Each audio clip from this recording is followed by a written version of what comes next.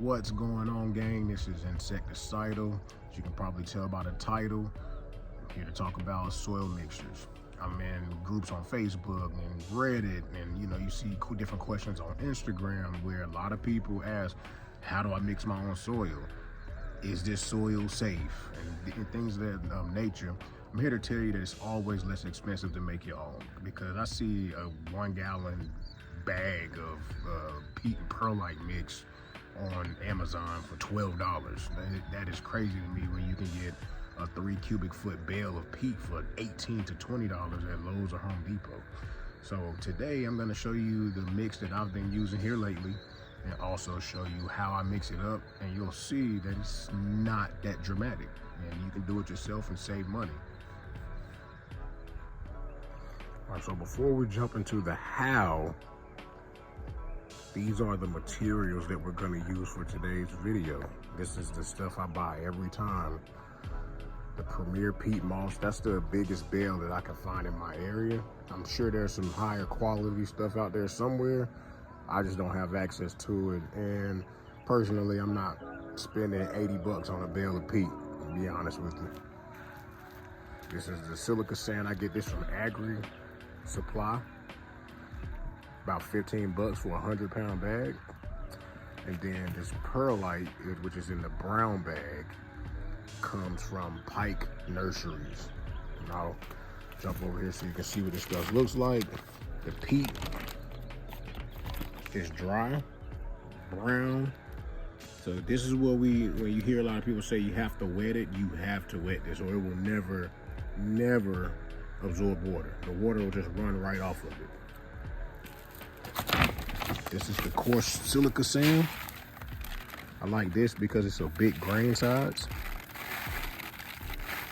So very rarely will you have that sand at that type of grain compact on it. And then of course you got perlite.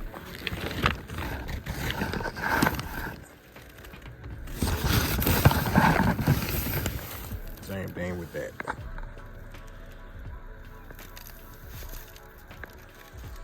All right, let's mix it up. And I apologize, I almost forgot one. This is long fiber sphagnum moss.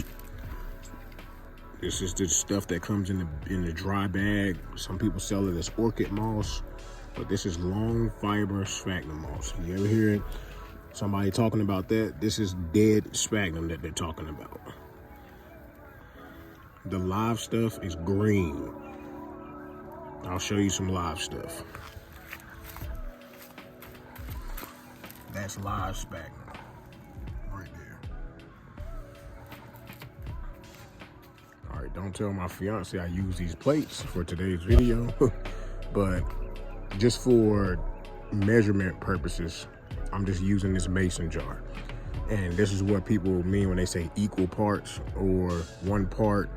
That means you just measure out a whole measuring cup. So if I'm doing 3 parts peat, I'm gonna fill this up 3 times with peat.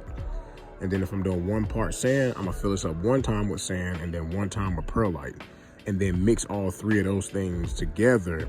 And that would be the 3-1-1 ratio that I'm personally been looking for. I like that ratio because it still allows for capillary action and for the peat to soak up the water from the bottom tray.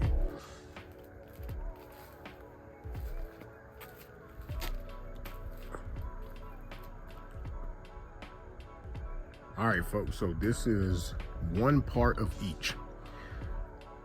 I underestimated the amount of space that peat would take up on the plate. So I'm gonna add those in a 1-to-1 ratio. We're not gonna do anything with the long fiber sphagnum right now. That's top dressing, so that goes on top of the pot after we're done. We're gonna add all of this in.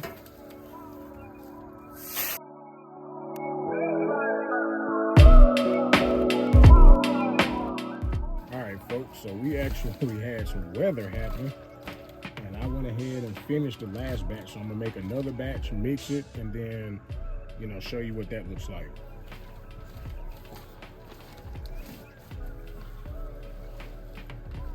It started raining on me, so I panicked, put everything up, finished with what I was doing, and then it stopped. So that's one.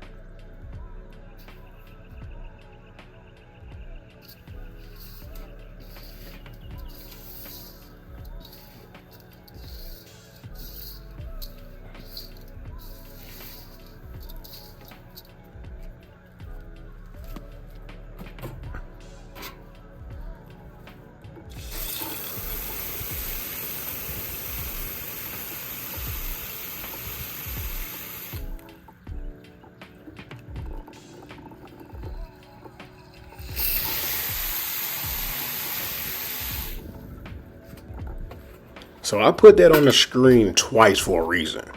Watch, as I stir it, you're gonna see everything that was on the bottom is still bone dry.